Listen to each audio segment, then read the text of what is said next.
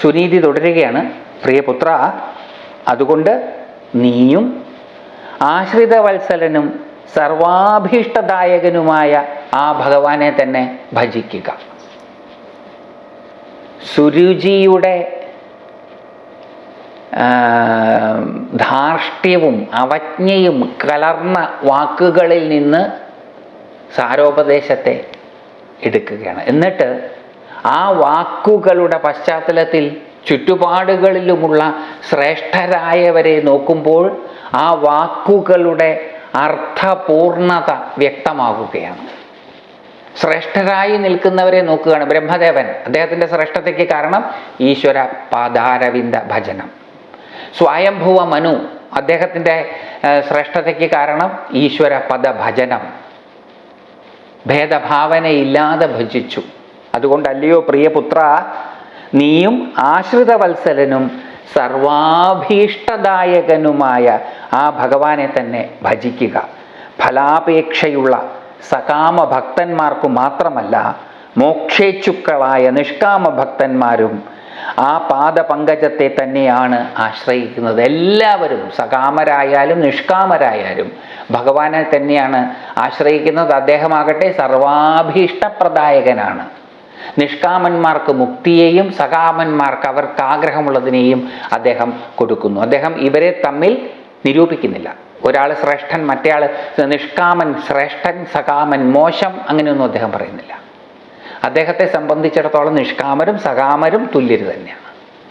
രണ്ടു കൂട്ടരുടെയും ആഗ്രഹ സാധ്യത്തിന് അദ്ദേഹത്തിൻ്റെ അനുഗ്രഹം വിനിയോഗിക്കും.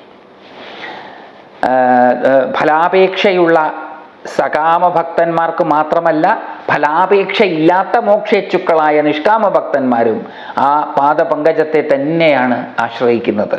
ഏകാന്ത ഭക്തിയോടും ഏകാഗ്രമായ മനസ്സോടും കൂടി വേണം ആ ഭഗവാനെ ഭജിക്കാൻ. ഏകാന്ത ഭക്തിയോടെ, ഏകമായതിൻ്റെ അരികെ ഇരുന്നിട്ട്, ഏകമായത് പരമ്പൊരുളാണ്, ആ ഏകമായതിൻ്റെ അടുത്തിരിക്കുക. ഏകാന്ത ഭക്തി, അതിൻ്റെ അടുത്തിരുന്ന് ആരാധനാ മനോഭാവത്തോടെ അതോടൊപ്പം ഇരിക്കുക. ഏകാന്തത്തിലിരിക്കുക, രഹസ്യമായി. ഇത് പരസ്യമാക്കേണ്ട ആവശ്യമില്ല. അവനവൻ്റെ ആധ്യാത്മിക സാധന പരസ്യമാക്കേണ്ട ആവശ്യമില്ല. പരസ്യമാക്കിയാൽ അതുകൊണ്ട് പ്രത്യേകിച്ച് ഗുണമുണ്ടാവുകയില്ല എന്ന് മാത്രമല്ല, ദോഷമുണ്ടാകാനുള്ള സാധ്യതയുമുണ്ട്. അത് ചർച്ചയ്ക്ക് വിധേയമായി തീരും.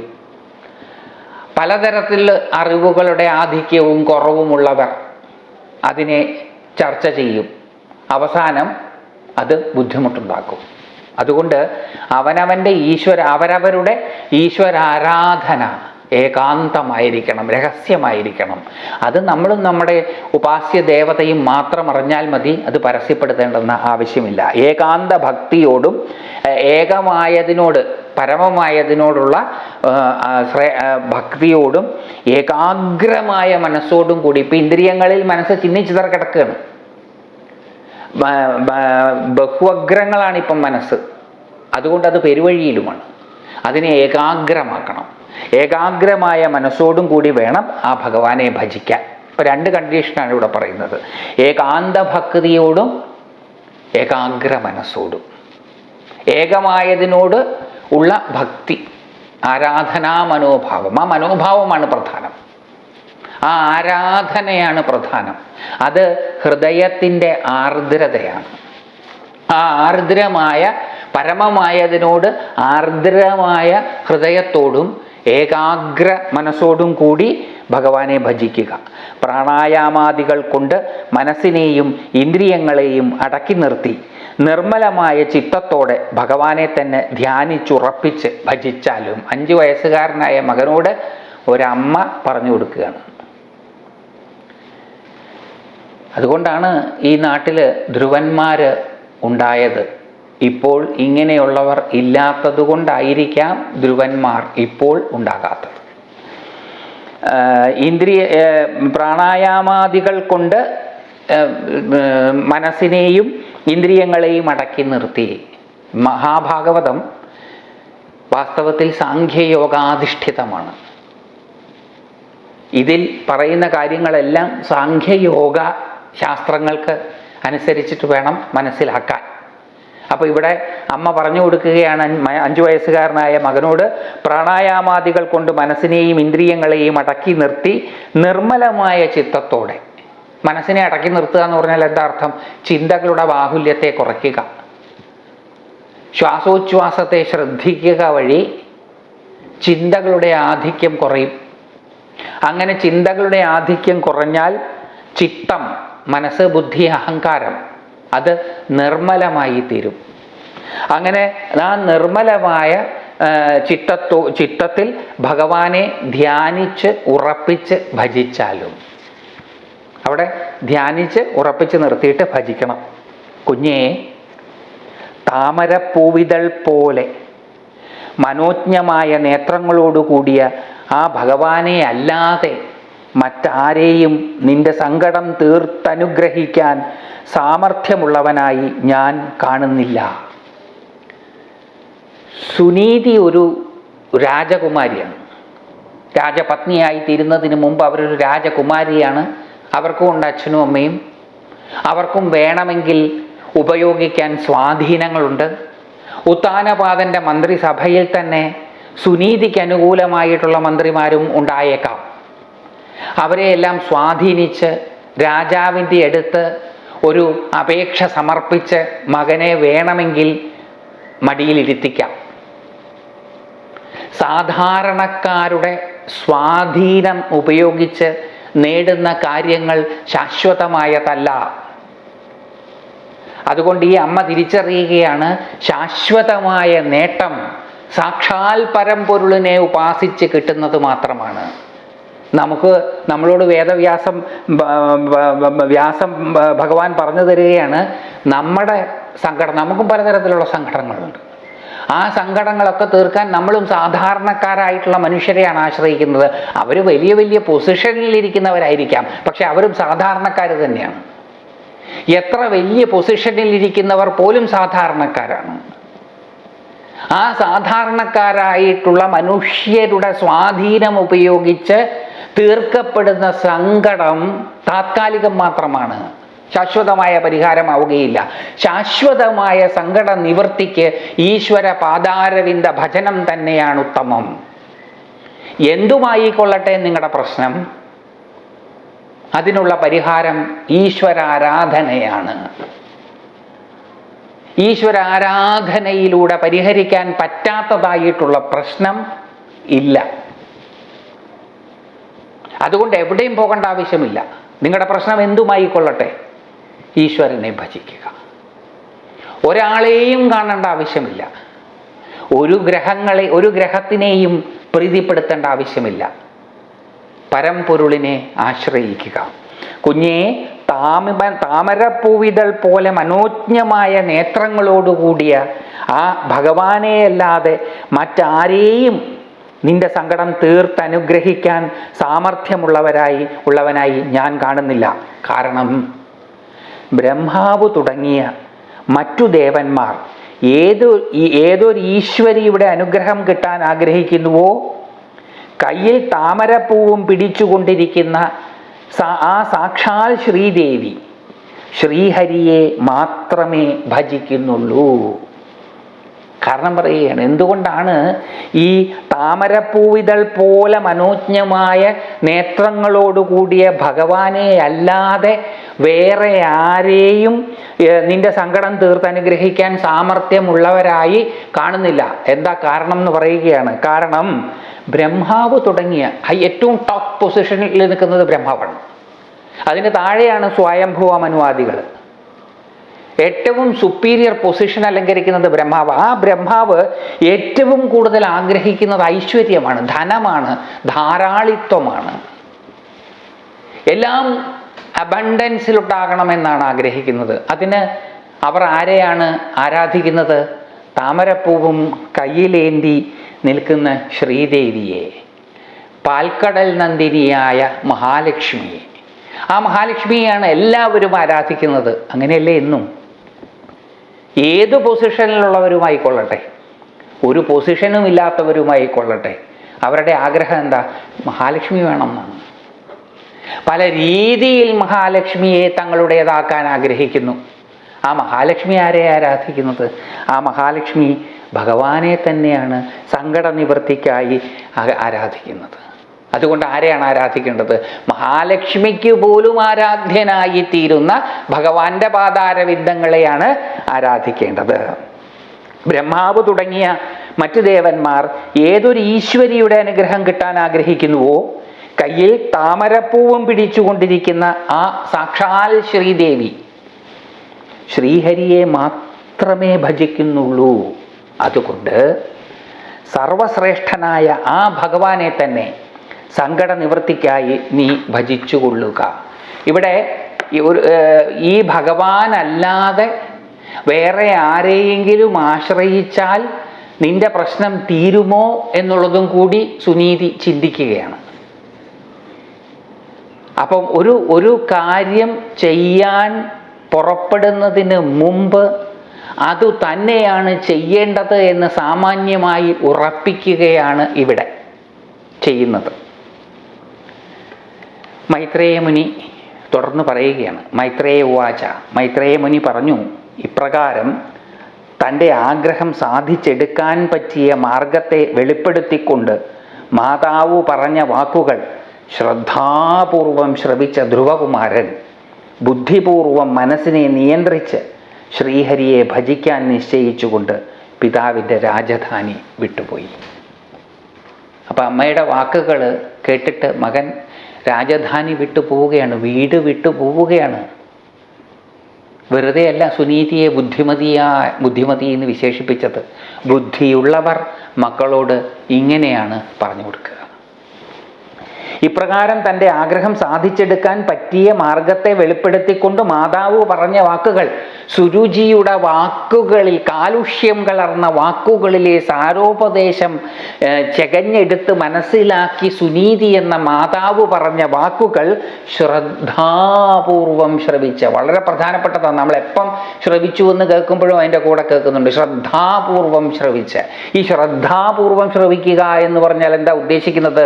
ആർജിതമായ അറിവുകളുടെ പശ്ചാത്തലത്തിൽ നിന്നല്ലാതെ ശ്രവിക്കുക, വളരെ പ്രധാനപ്പെട്ടതാണ്. ഭൂതകാലമുണർത്തുന്ന വിക്ഷോഭങ്ങൾക്കും ഭാവി കാലമുണർത്തുന്ന ഉത്കണ്ഠകൾക്കും വിധേയരായിട്ടല്ല ശ്രവിക്കേണ്ടത്. വർത്തമാനകാലത്തിൽ നിന്ന് വേണം ശ്രവിക്കാൻ. വർത്തമാനകാലത്ത് നിന്ന് ശ്രവിക്കുമ്പോൾ ഭൂതഭാവികളുടെ പിടിയിൽ നിന്ന് വിമുക്തരായി വർത്തമാനകാലത്തിൽ നിന്ന് ശ്രവിക്കുമ്പോൾ സമയാതീതരായിട്ടാണ് ശ്രവിക്കുന്നത്. വളരെ പ്രധാനപ്പെട്ട ഒരു പോയിന്റാണത്. ആർജിതമായ അറിവുകളുടെ പശ്ചാത്തലത്തിൽ ഭാവിയെക്കുറിച്ചുള്ള ഉത്കണ്ഠകളുടെ മധ്യത്തിൽ ശ്രവിക്കുമ്പോൾ ആ ശ്രവണം പൂർണ്ണമാവുകയില്ല. ശ്രവണം പൂർണ്ണമാകണമെന്നുണ്ടെങ്കിൽ ഭൂതഭാവികളുടെ വേലിയേറ്റത്തിലും വേലിയിറക്കത്തിലും പെടാതെ വർത്തമാനകാലത്തിൽ ഉറച്ചു നിന്നുകൊണ്ട് കേൾക്കണം. ഇന്നലകളെയും നാളെകളെയും ഒഴിവാക്കുമ്പോൾ വാസ്തവത്തിൽ കാലത്തിൻ്റെ ഇന്ന് എന്നുള്ള അംശവും ഒഴിവാക്കപ്പെടും. അപ്പോൾ എവിടെയാണ് നിൽക്കുന്നത്? വാക്കുകൾ കൊണ്ട് പറയുമ്പോൾ ഇപ്പോൾ എന്ന് പറയുന്നു എന്നേ ഉള്ളൂ. വാസ്തവത്തിൽ സമയാതീതമായ തലത്തിൽ നിന്നാണ് ആ കേൾവി. ഇന്നലകളും നാളെകളും ഇല്ലാതായാൽ ഇന്നും ഇല്ലാതായി. പക്ഷെ അപ്പോൾ ഇപ്പോൾ വർത്തമാനത്തിൽ എന്നൊക്കെ പറയുന്നത് ഭാഷ പരിമിതമായതുകൊണ്ട് പറഞ്ഞു എന്ന് മാത്രമേ ഉള്ളൂ. സമയാതീതമായ തലത്തിൽ നിന്നാണ് ആ ശ്രവണം എന്ന് നമുക്ക് സാധിക്കും. സമയാതീതമായ തലത്തിൽ നിന്ന് ശ്രവിക്കാൻ നമുക്കും സാധിക്കും. അങ്ങനെ ശ്രവിക്കണമെങ്കിൽ എന്ത് വേണം? ശ്രദ്ധിച്ച് ശ്രവിക്കണം. ശ്രദ്ധിക്കുമ്പോൾ എന്താ മനസ്സിലാവുക? മനസ്സ് ചലിച്ചു പോകുന്നുണ്ടോ എന്ന് മനസ്സിലാകും. ഇന്നലകളിലേക്കും നാളകളിലേക്കും ഇന്നുകളിൽ നിന്ന് കേൾക്കുമ്പോൾ മനസ്സ് പാഞ്ഞു പോകുന്നുണ്ടോ എന്ന് തിരിച്ചറിയാൻ സാധിക്കും. ഇന്നലകളിലേക്കും നാളകളിലേക്കും മനസ്സ് പാഞ്ഞു പോകുന്നുണ്ടെങ്കിൽ അവിടെ നിന്ന് പതുക്കെ അതിനെ ഇപ്പോൾ ഇവിടെ കൊണ്ടുവരാൻ സാധിക്കും. അതുകൊണ്ടാണ് ശ്രദ്ധാപൂർവം ശ്രവിച്ച ധ്രുവകുമാരൻ. അവിടെ മറ്റൊരു കാര്യവും കൂടി നമ്മൾ ചിന്തിക്കേണ്ടതായിട്ടുണ്ട്. ക്രോധവും സങ്കടവും അമർഷവും ഒക്കെ അപമാനവും ഒക്കെ കലർന്ന മനസ്സോടു കൂടിയിട്ടാണ് ഈ ധ്രുവൻ അമ്മയുടെ അടുത്തേക്ക് വരുന്നത്. സുരുചിയെത്ത തൻ്റെ സഹമാതാവിനാൽ അപമാനിതനായിട്ട് വരുന്ന പുത്രൻ. ആ പുത്രനോടാണ് കാര്യങ്ങൾ വിശദീകരിക്കുന്നത്. ആ വിശദീകരിക്കുന്ന സമയത്ത് ശ്രദ്ധാപൂർവമാണത് കേൾക്കുന്നത്, അല്ലാതെ സുരുചിയോടുള്ള അമർഷത്തെ ഉള്ളിൽ ഒതുക്കി വെച്ചുകൊണ്ടല്ല കേൾക്കുന്നത്. അങ്ങനെ സുരുചിയോട് ഉള്ള അമർഷത്തെ, ഉത്തമനോടുള്ള അമർഷത്തെ, തൻ്റെ അച്ഛനോടുള്ള അമർഷത്തെ ഒതുക്കി വെച്ചുകൊണ്ടാണ് ധ്രുവൻ കേട്ടിരുന്നത് എങ്കിൽ ആ കേൾവി കൊണ്ട് പ്രത്യേകിച്ച് ഗുണമൊന്നും ഉണ്ടാവില്ല. അത് അവരെ തോൽപ്പിക്കാൻ വേണ്ടി മാത്രമുള്ള അറിവ് ആർജിക്കുന്നത് പോലെയാവുകയുള്ളൂ. ആ അറിവ് കൊണ്ട് പ്രത്യേകിച്ച് ഗുണമില്ല. അതുകൊണ്ടാണ് അമ്മ നേരത്തെ പറഞ്ഞു കൊടുത്തത്, മത്സരബുദ്ധി ഇല്ലാതെ കേൾക്കണം, ശ്രദ്ധാപൂർവം ശ്രവിക്കുക. വളരെ പ്രധാനപ്പെട്ട ഒരു കാര്യമാണ്. ഇവിടെ നിന്ന് ആലോചിക്കേണ്ടതും കൂടിയാണ്. നാം ശ്രവിക്കുന്നത് ശ്രദ്ധാപൂർവമാണോ? ശ്രദ്ധാപൂർവമല്ലെങ്കിൽ എത്ര ശ്രവിച്ചിട്ടും കാര്യമുണ്ടോ? ഇന്നില്ലാത്ത ശ്രദ്ധ നാളെ ഉണ്ടാകും എന്നുള്ളതിന് എന്ത് ഉറപ്പാണ് ഉള്ളത്? ശ്രദ്ധാപൂർവം ശ്രവിച്ച ധ്രുവകുമാരൻ ബുദ്ധിപൂർവം മനസ്സിനെ നിയന്ത്രിച്ച്, ബുദ്ധിയെ മുൻനിർത്തി മനസ്സിനെ നിയന്ത്രിച്ച്, മനസ്സിൻ്റെ ചാഞ്ചാട്ടങ്ങൾക്ക് ബുദ്ധിയെ വിധേയമാകാൻ അനുവദിക്കാതെ വിവേചനമുള്ള ബുദ്ധിയെ മുൻനിർത്തിക്കൊണ്ട് മനസ്സിനെ നിയന്ത്രിച്ച് ശ്രീഹരിയെ ഭജിക്കാൻ നിശ്ചയിച്ചുകൊണ്ട്, ഭജിക്കാൻ നിശ്ചയിക്കാനും ഇതൊക്കെ വേണം, ഭജിക്കാൻ നിശ്ചയിച്ചുകൊണ്ട് പിതാവിൻ്റെ രാജധാനി വിട്ട് പോയി. തൊട്ടടുത്ത് നിന്നെന്ന പോലെ സുനീതി ധ്രുവന് നൽകിയ ഉപദേശം ശ്രീ നാരദമുനി ശ്രവിച്ചു. ബാലകന്റെ ദൃഢനിശ്ചയത്തെക്കുറിച്ച് അറിയുകയും ചെയ്തു. ഉടൻ തന്നെ അദ്ദേഹം ധ്രുവന്റെ സമീപത്തെത്തി. സകല പാപങ്ങളെയും നശിപ്പിക്കുവാൻ സമർത്ഥമായ തൻ്റെ നിർമ്മലമായ കരം ബാലന്റെ ശിരസിൽ വെച്ച് അനുഗ്രഹിച്ച് ആശ്ചര്യപൂർവം പറഞ്ഞു. തൊട്ടടുത്ത് നിന്നെന്ന പോലെ സുനീതി ധ്രുവന് നൽകിയ ഉപദേശം ശ്രീ നാരദമുനി ശ്രവിച്ചു. ആദ്യ രംഗത്ത് സുനീതിയും സുരുചിയും മാത്രമേ ഉള്ളൂ, സുനീതിയും ധ്രുവനും മാത്രമേ ഉള്ളൂ. പക്ഷേ ഇത് സുനീതിയും ധ്രുവനും മാത്രമല്ല, നാരദ മഹർഷിയും ശ്രവിക്കുകയാണ്. അപ്പം നമ്മൾ പറയുന്നത് പലരും കേൾക്കുന്നുണ്ട്. നമ്മൾ പറയുന്നത് സൂക്ഷ്മമായ തലത്തിൽ പലരും കേൾക്കുന്നുണ്ട്, അതിന് പ്രതികരണങ്ങളും ഉണ്ടാകും. അതുകൊണ്ട് നമ്മൾ എന്ത് പറയുന്നു എന്നുള്ളത് ശ്രദ്ധിക്കണം, നമ്മൾ എങ്ങനെ പറയുന്നു എന്നുള്ളതും ശ്രദ്ധിക്കണം. കാരണം ഇവിടെ പറയുകയാണ് തൊട്ടടുത്ത് നിന്ന്, ഇതുവരെ നാരദനെ അവിടെ ഇൻട്രൊഡ്യൂസ് ചെയ്തിട്ടില്ല, അവിടെ നാരദനില്ല. ആ രംഗത്തിൽ സുനീതിയും ധ്രുവനും മാത്രമേ ഉള്ളൂ. പക്ഷെ വ്യാസഭഗവാൻ പറയുകയാണ് തൊട്ടടുത്ത് നിന്നെന്ന പോലെ. തൊട്ടടുത്തൊന്നും ആരുമില്ല. തൊട്ടടുത്ത് നിന്നെന്ന പോലെ സുനീതി ധ്രുവന് നൽകിയ ഉപദേശം ശ്രീ നാരദമുനി ശ്രവിച്ചു. ബാലകന്റെ ദൃഢനിശ്ചയത്തെക്കുറിച്ച് അറിയുകയും ചെയ്തു. ശ്രീഹരിയെ ഭജിക്കാൻ ഉറപ്പിച്ച് പുറപ്പെട്ടു, അതറിഞ്ഞു. ഉടൻ തന്നെ അദ്ദേഹം ധ്രുവന്റെ സമീപത്തെത്തി. സകല പാപങ്ങളെയും നശിപ്പിക്കുവാൻ സമർത്ഥമായ തൻ്റെ നിർമ്മലമായ കരം ബാലന്റെ ശിരസിൽ വെച്ച് അനുഗ്രഹിച്ച് ആശ്ചര്യപൂർവം പറഞ്ഞു. തൻ്റെ കൈ കൊണ്ട് ഭഗവാൻ ഇത് കേട്ട ഉടനെ നാരദ മഹർഷി ആരും വിളിക്കാതെ വരികയാണ്. ആരും വിളിച്ചിട്ടില്ല അദ്ദേഹത്തെ, പക്ഷെ അദ്ദേഹം വരികയാണ്. അപ്പം നമ്മുടെ വാക്കുകളും നമ്മുടെ നിശ്ചയങ്ങളും ഈ ലോകത്തിൻ്റെ സൂക്ഷ്മമായ തലങ്ങളിൽ വ്യത്യസ്ത പ്രതികരണങ്ങൾ ഉണർത്തും എന്ന് ഇവിടെ വ്യാസഭഗവാൻ സൂചിപ്പിക്കുകയാണ്.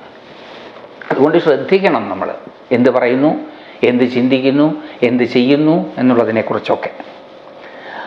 ആശ്ചര്യപൂർവ്വം അദ്ദേഹം എന്താ പറഞ്ഞത്? അപമാനത്തെ തെല്ലും സഹിക്കാത്ത ക്ഷത്രിയരുടെ സ്വഭാവം അത്ഭുതകരം തന്നെ. അവമാനത്തെ തെല്ലും സഹിക്കാത്ത ക്ഷത്രിയരുടെ സ്വഭാവം അത്ഭുതകരം തന്നെ. അത് ക്ഷാത്രഗുണമായിട്ടാണ് എടുക്കുന്നത്. അത് അഹങ്കാരത്തിൻ്റെ ലക്ഷണവും കൂടിയാണ്. അവമാനം അഹങ്കാരമുണ്ടെങ്കിലാണ് ഉണ്ടാവുക. അഹംഭാവമില്ല എന്നുണ്ടെങ്കിൽ അവമാനമുണ്ടാവില്ല. അപ്പോൾ ക്ഷത്രിയരുടെ സ്വഭാവമാണ് ഈ അപമാനം തെല്ല് സഹിക്കാൻ വയ്യായിക. അപ്പം ഇതെല്ലാം നമ്മളിലെല്ലാം ഉണ്ട്. എല്ലാ മനുഷ്യരിലും ഈ അവമാനത്തെ സഹിക്കാൻ പറ്റായിക ഉണ്ട്. നമ്മളിൽ എല്ലാവരിലും ക്ഷാത്രവീര്യമുണ്ട്. ഈ പറയുന്ന ശൂദ്ര, വൈശ്യ, ക്ഷത്രിയ, ബ്രാഹ്മണ ധർമ്മങ്ങൾ നമ്മളിൽ എല്ലാവരിലുമുണ്ട്. അപമാനത്തെ തെല്ലും സഹിക്കാത്ത ക്ഷത്രിയരുടെ സ്വഭാവം അത്ഭുതകരം തന്നെ. ഇവൻ കേവലം ബാലനാണെങ്കിലും മാതാവിൻ്റെ സപത്നിയായ സുരുചിയുടെ വാക്കുകൾ മനസ്സിൽ കൊണ്ട് നടക്കുന്നു. ആശ്ചര്യം തന്നെ. ഇവൻ കേവലം ബാലനാണെങ്കിലും മാതാവിൻ്റെ സപത്നിയായ സുരുചിയുടെ വാക്കുകൾ മനസ്സിൽ കൊണ്ട് നടക്കുന്നു. ആശ്ചര്യം തന്നെ. സുരുചിയുടെ വാക്കുകളാണ് അനുഷ്ഠിക്കാൻ പോകുന്നത്, സുനീതിയുടെ വാക്കുകളല്ല. സുരുചിയുടെ വാക്കുകൾ അനുഷ്ഠിക്കുവാൻ വേണ്ടുന്ന ന്യായീകരണങ്ങളാണ് സുനീതി നടത്തിയത്. അപ്പൊ ഇവൻ കേവലം ബാലനാണെങ്കിലും, 5 വയസ്സേ പ്രായമുള്ളൂ, കേവലം ബാലനാണെങ്കിലും മാതാവിൻ്റെ സപത്നിയായ സുരുചിയുടെ വാക്കുകൾ മനസ്സിൽ കൊണ്ട് നടക്കുന്നു. ആശ്ചര്യം തന്നെ. അത് അദ്ദേഹത്തിനെ ആശ്ചര്യപ്പെടുത്തി. ഒരു കൊച്ചു മനസ്സ് ഇത്രയൊക്കെ വ്രണിതമാക്കുമോ എന്നുള്ളത് അദ്ദേഹത്തെ ആശ്ചര്യപ്പെടുത്തി. അത് അദ്ദേഹം ക്ഷാത്ര ഗുണമായിട്ടാണ് കാണുന്നത്. അങ്ങനെ ക്ഷാത്ര സ്വഭാവം കാരണമാണ് ഈ അപമാനം അസഹ്യമായി തീരുന്നത്. ആ അപമാനത്തെ ഇല്ലാണ്ടാക്കാൻ തീരുമാനമെടുത്ത് പുറപ്പെടുകയാണ് ഈ ബാലൻ.